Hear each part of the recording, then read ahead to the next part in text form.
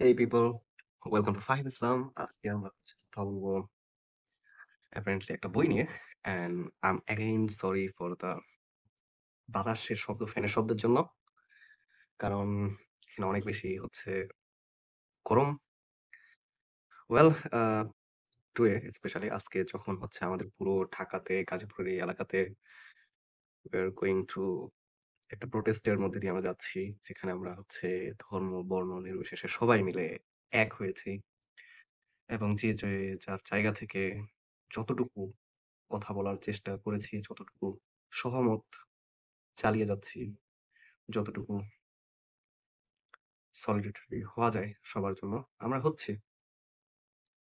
এবং সত্য কথা বলতে আমার যে ফ্রেন্ড সার্কেল আছে, তারাও তাদের জায়গা থেকে যতটুকু অ্যাওয়ারনেস প্রকাশ করছে, বিশেষ করে এই বিষয়টা নিয়ে, বাংলাদেশের আর অন্য কোনো টপিকের বিষয়ে যখন তারা অ্যাওয়ারনেস প্রকাশ করে না। But I have seen them তারা এই জায়গাটাতে নিয়ে সবাই একাত্মবোধ হইছে, সবাই এক হইছে, সবাই ঐক্য একটা নিয়ে আসছে। অ্যান্ড আমরা আমাদের অনেক ফাইট আছে যেটা করে যাচ্ছি এবং আমরা চালিয়ে যাচ্ছি। এরকম একটা দেশ থেকে যখন আমরা এরকম একটা ঐক্য খুঁজে পাই, এটা খুবই দুষ্প্রাপ্য একটা বিষয়ের মতো আরকি। So that was about my feeling today. আজকে আমার মনোভাব কেমন যাচ্ছে। কিন্তু আজকে আমরা একটা বই নিয়ে কথা বলবো। So let's talk about that book. So like always আমি যে বইটা নিয়ে আজকে কথা বলতে চাই সেটা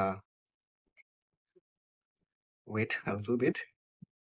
সো দ্যাটস আ বুক যেটা আমরা এর আগেও কথা বলছিলাম, 'অ্যানিমাল ফার্ম', জর্জ অরওয়েলের একটা বই।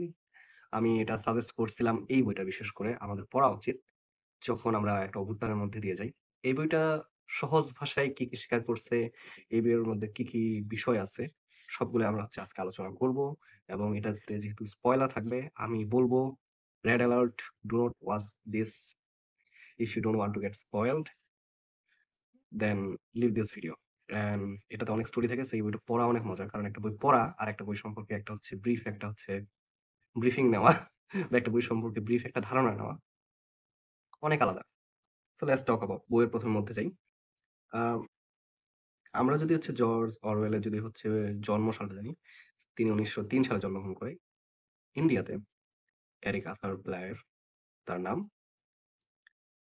আ তার বাবা সেখানে সিভিল সার্ভিসে কাজ করছে। খুব চমৎকার একটা বিষয়। এটা ছিল তার সম্পর্কে।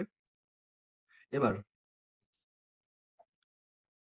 এই বই থেকে আমরা মোটামুটি কি শিখতে পারছি? চ্যাপ্টার 2 এ আমরা শিখতে পারছি স্নোবল ইফেক্ট। আমরা জানি একটা বিষয়ে আ নেপোলিয়ন তার একটা বিষয়ে যখন কথা বলছিল, নেপোলিয়নের একটা বিখ্যাত কয়েকটা ধারণা আছে অথবা ইংরেজদের একটা কিন্তু বিখ্যাত ধারণা আছে যখন তারা ভারতবর্ষে আসছিল, ডিভাইড অ্যান্ড রুল।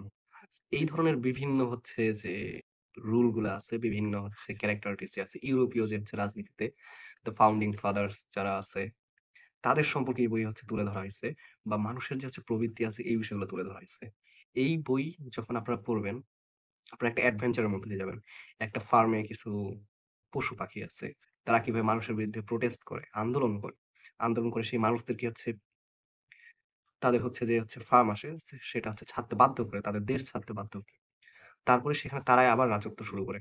আবার তারা দেখে যে তারা এক পর্যায়ে সেই যে মানুষেরা ছিল তাদের আর এদের মধ্যে কোনো পরিবর্তন নেই।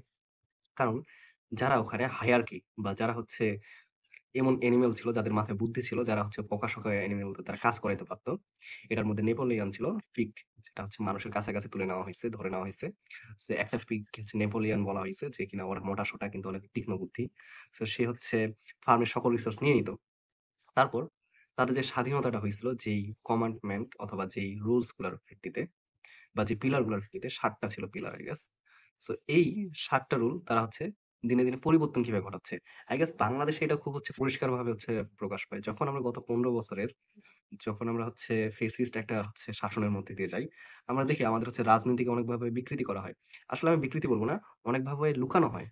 আম আমার অনেক প্রিয় রাজনীতিবিদ আছে যাদের সম্পর্কে সেভাবে বিস্তারিতভাবে বলে তোলা হয়নি। তাদেরকে সেভাবে বিস্তারিতভাবে প্রকাশ করানো হয়নি। আমরা যদি বঙ্গবন্ধু শেখ মুজিবুর রহমানের কথা বলি, তার আশেপাশে তার পাশের একজন তার বন্ধু বা বঙ্গবন্ধু শেখ মুজিবুর রহমানের একজন অভিভাবকের মতো যিনি মাওলানা আ আব্দুল হামিদ খান ভাসানী অথবা তার হচ্ছে এক বন্ধু আ বঙ্গবন্ধু শেখ মুজিবুর রহমানের তাজউদ্দিন আহমেদ।